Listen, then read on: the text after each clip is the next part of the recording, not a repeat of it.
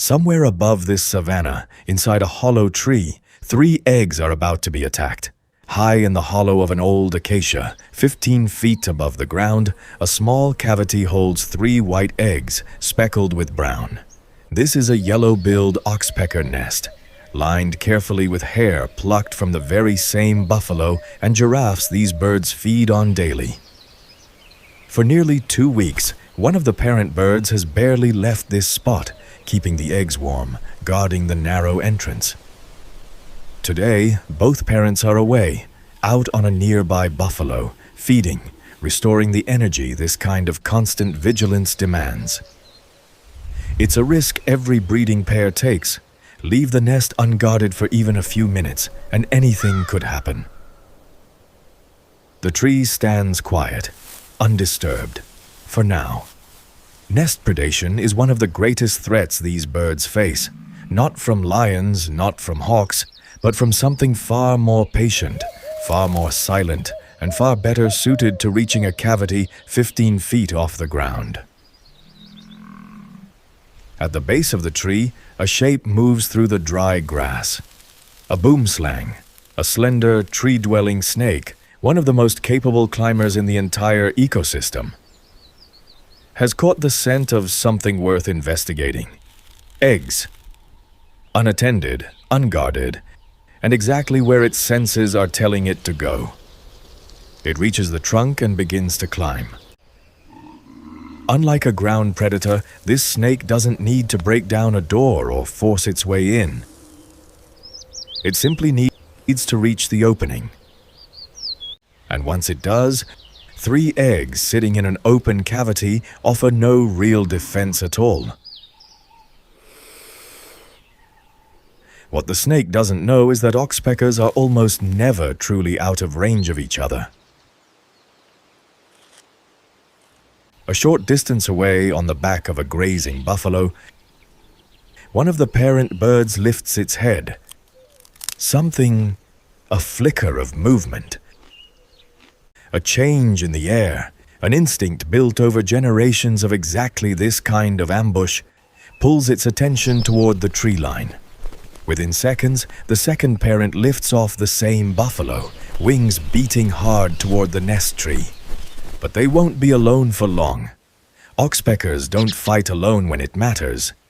Nearby birds, feeding on other hosts within earshot, hear the alarm and respond. One by one, more shapes lift off their hosts and turn toward the same tree. By the time the first parent reaches the tree, 4 more birds are closing in behind it. The snake is inches from the cavity entrance when the first oxpecker arrives, diving low and fast, wings snapping audibly through the air just above its head. The snake pauses, not retreating, just registering the disturbance, before continuing its climb. One bird alone isn't enough to stop a predator this size, and the snake seems to know it. Then the second parent arrives. Then a third bird. Then a fourth.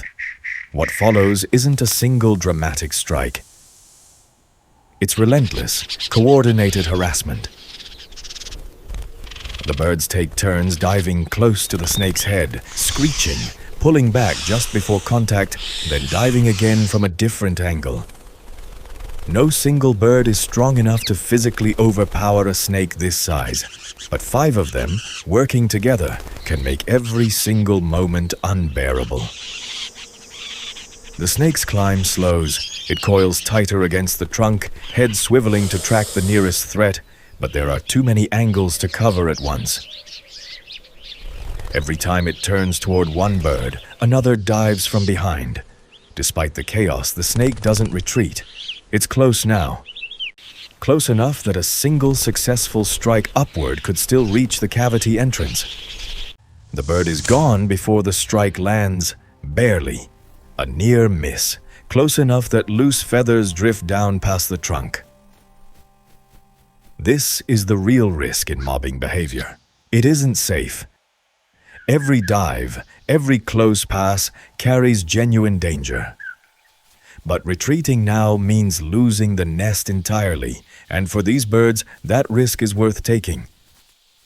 Whether it's exhaustion, sheer sensory overload, or a rare moment of predator caution, something shifts.